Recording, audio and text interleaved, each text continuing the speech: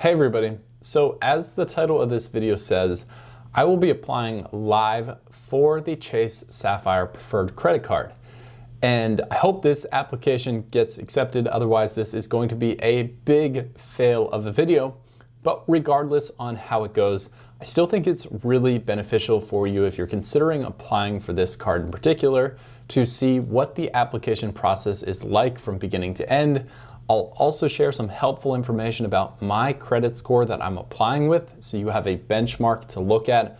I'll show you what the typical credit score acceptance is for the Chase Sapphire Preferred, so you'll get another data point there. I'll also tell you why I'm actually pulling the trigger today on this specific card and why I'm going for it in this video here. This will be a fun one, so buckle in, let's get going.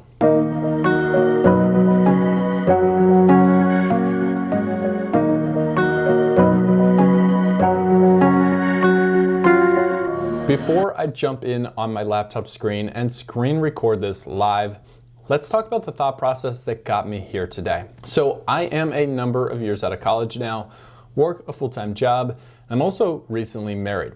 I'm in the stage of my life without kids that my wife and I are looking for opportunities to travel, not only to see family, but also experience the world both in the United States and in a couple years outside the United States. So being able to use credit cards as a tool to take these trips that we want to go on at least a few times a year as a way to get them for either totally free or at a very reduced cost, say 75 to 80% off, is a very realistic goal to enable this, to make this happen for us. And one of the best ways to do it is by finding the right travel card for us and then utilizing those sign-up bonuses and spending bonuses on the card to make those dreams come true. So that has led me to doing a ton of research about the best travel cards, and you'll see a lot of this research and the information that I've discovered posted on this channel to help you out as well. However, today I've come to the Chase Sapphire Preferred, and that is going to be the card I'm applying for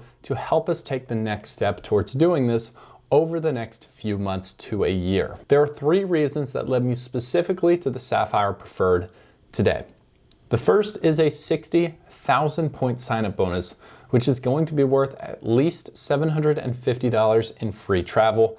And I get that after I spend $4,000 in the first 3 months of the card, and my wife and I will easily be able to achieve that spending bonus without having to change our normal spending behavior by shifting some of our purchases onto our new Sapphire Preferred. Now, the second reason is the 14 different transfer partners that Chase offers for us to get a ton of flexibility when we decide exactly where we want to go and how we want to travel.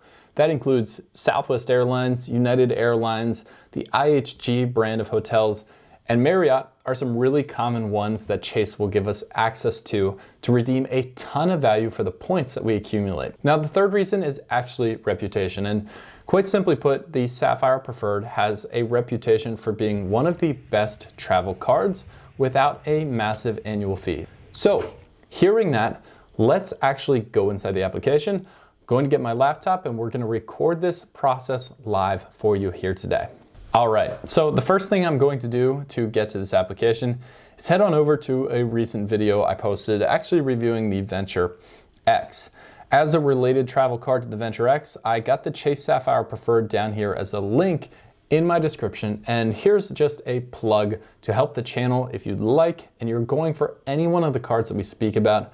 We usually have a link in here that helps support the channel for free and also allows you to get information on the most current sign-up bonuses and benefits on the card. So I'm going to go through here, click on Learn How to Apply, and I'll be redirected to the Mile Value website in combo with bankrate.com, where I can go to Apply Now, which takes me directly to the Chase website. And Chase will know that you came from a video that I made that led you to one day wanting one of their cards. Sign in to apply faster is actually what I'm going to do, as we are currently banking with Chase. So we've already got an account in their system. What this allows is some pre-filled information. So you'll see once I go in through the sign up page that some of the information on the back end is going to be filled in. Now, your application will still be very, very similar, except basic details like Your name, address, email address, and phone number will not be pre-filled out. So we're gonna blur that information out, of course, but you'll add that in yourself. Next, you're gonna answer a few different types of questions. Type of residence, rent, so I have a $1,600 a month monthly housing payment, so I'll put that in there for Chase to get some background information. I am employed, and I will also put in our gross annual income. I will choose to go paperless because, yeah, let's save the environment. And I'd like to add an authorized user to this as well. The reason I'm adding an authorized user is I'm technically applying under my wife's name.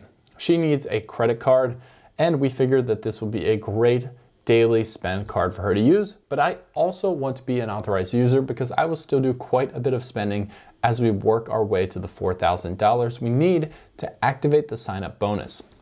It's free as a Chase Sapphire Preferred user, so there's no reason not to. Next, you'll be on to terms and conditions. The one I want to highlight here for you is the interest rate. This is pretty standard amongst cards in this category, but the reason I don't care about this is we have got to pay off this card at the end of every single month. That's definitely a non-negotiable when you're working with credit cards, and I'd encourage you to use the same policy in your own personal case as well. Now, we're gonna agree to all the terms and conditions, and we are ready to hit submit.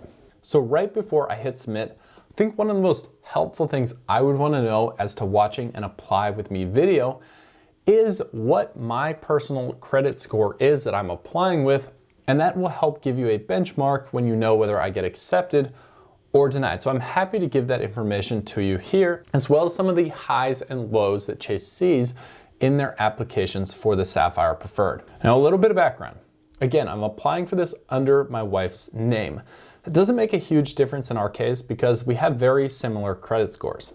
She comes in with a 745, and I come in with a 757. However, I think what's even more helpful than those details within your credit score is understanding the average scores that get approved for the Sapphire Preferred, because not everybody's the same, and Chase will take into account a bunch of factors, but credit score is gonna be the best indicator for you to know whether you've got a good chance or not. I can go to 3 reputable websites to find this information out.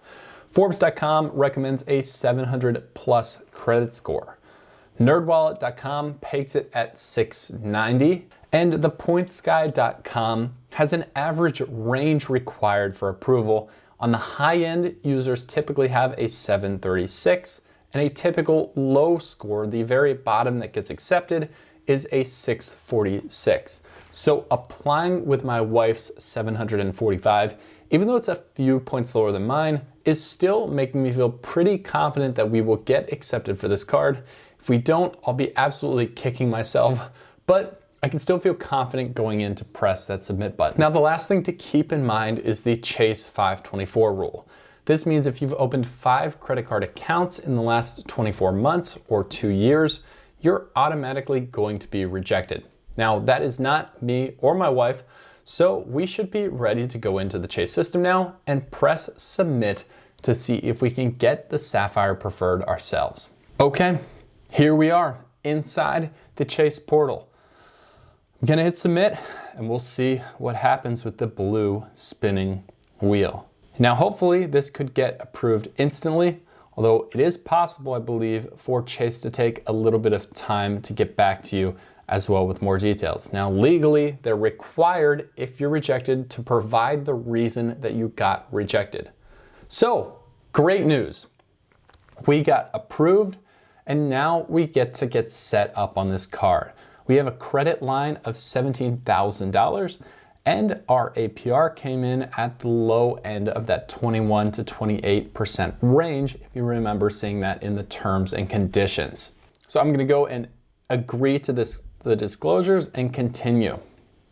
So that's pretty much it now. The important information is to know the card should arrive in 5 to 7 business days, which is a little slower than other cards of this nature. So that's a little disappointing, but still okay. So guys, all in all, a really simple application process from beginning to end. And as you see, it took me in real time about 2 minutes to complete. And I think it'll take you about the exact same. I'm so excited to get this car in the mail. Prepare for an unboxing video next to just review the experience in the first couple days using the card. We'll also keep you updated on the sign up bonus and how we plan to maximize those points. So subscribe to the channel if you'd like to see informative content focused on helping you do the exact same thing. Let me know if you have any questions down below. Thanks for watching, and we'll see you in the next video.